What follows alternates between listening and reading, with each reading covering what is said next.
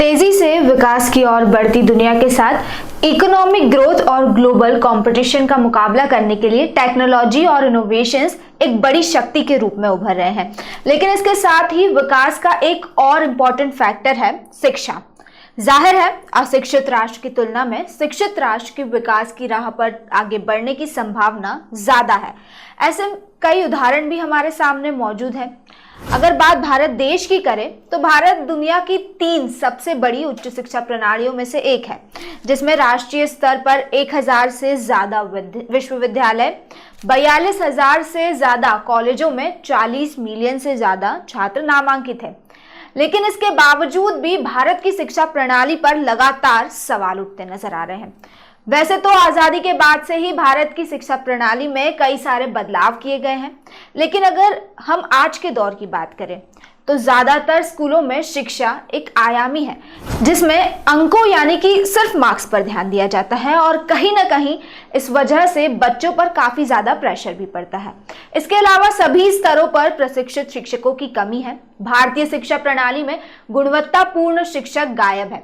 हालांकि उत्कृष्टता के कुछ क्षेत्र मौजूद है, लेकिन शिक्षण की गुणवत्ता विशेष रूप से सरकारी स्कूलों में मानकों को पूरा नहीं करती।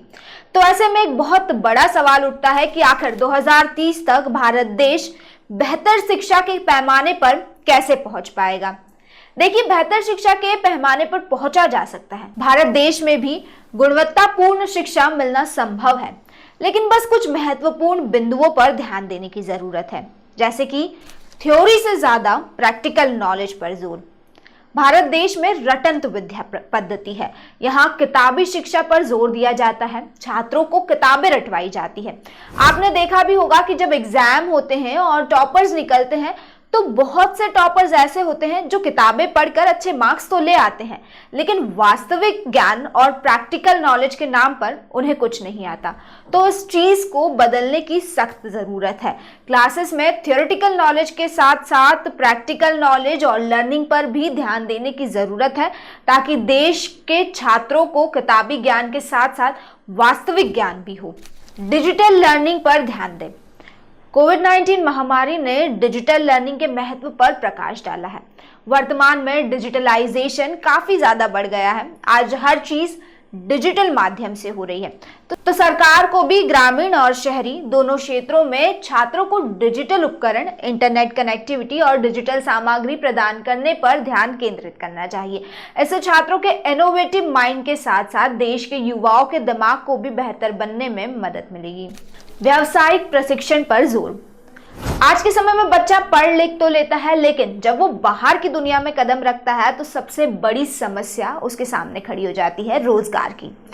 देश की शिक्षा प्रणाली को इस तरह से मॉडिफाई किया जाना चाहिए कि शिक्षा के बाद छात्र पर नौकरी की समस्या न बन रहा है, बल्कि छात्रों को नौकरी बाजार के लिए तैयार करने के लिए वोकेशनल ट्रेनिंग और स्किल डेवलपमेंट पर जोर देने की जरूरत है।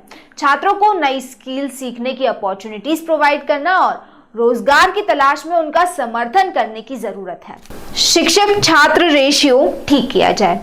शैक्षणिक सुधार में शिक्षकों की भूमिका बहुत महत्वपूर्ण है, क्योंकि एक शिक्षक ही है जो देश के भविष्य को आकार दे रहा है। और भारत में ज्यादा से ज्यादा स्कूलों में एक शिक्षक पर 60 से 70 से भी ज्यादा बच्चों को पढ़ाने का बोझ है। ऐसे में शिक्षक बच्चों को ठीक तरह से पढ़ा नहीं पा रहा है, ना ही किसी बच्चे पर ठीक तरह से ध्यान दे पाना पॉसिबल है। भारत में शिक्षा प्रणाली में सुधार करने के लिए इस अनुपात को कम करना बहुत आवश्यक है। एक शिक्षक लगभग 20 छात्रों को ही ठीक से पढ़ा सकता है, तो इस तरफ ध्यान देना बहुत जरूरी है। ग्रामीण शिक्षा में सुधार। भारत में ग्रामीण क्षेत्र की शिक्षा और शहरी क्षेत्र की शिक्षा में काफी ज्यादा अंतर है। ग्रामीण क्षेत्र की शिक्षा का स्तर बहुत ही बेकार है। साथ ही भारत के ग्रामीण और शहरी शिक्षकों में बहुत बड़ा अंतर पाया जाता है। भारत में ग्रामीण क्षेत्र की शिक्षा में सुधार की बहुत आवश्यकता है। तो सरकार को ऐसे प्रोग्राम चलाने चाहिए जिससे ग्रामीण और शहरी शिक्षकों को साथ साथ प्रशिक्षण दिया जाए। शिक्षकों को इस प्रकार प्रशिक्षण दिया जाना चाहिए जिससे वे अपने अधिकारों और कर्तव्य को जान सके। सरकार को शिक्षकों के प्रशिक्षण और उनके परीक्षण की उचित व्यवस्था करनी चाहिए। भारत सरकार को ग्रामीण क्षेत्र में अच्छे शिक्षकों की नियुक्ति की जानी चाहिए, क्योंकि ग्रामीण क्षेत्र में सुधार किए बिना भारत की शिक्षा के स्तर को उठाया नहीं जा सकता। सिलेबस अपग्रेड करने की जरूरत। भारत देश में बच्चों को जो सिलेबस पढ़ाया जा रहा है वो काफी ज्यादा पुराना है।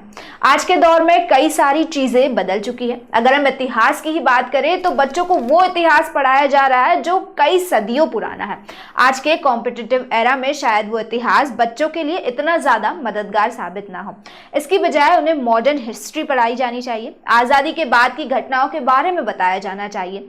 जैसे एक सबसे बड़ा उदाहरण कोविड-19।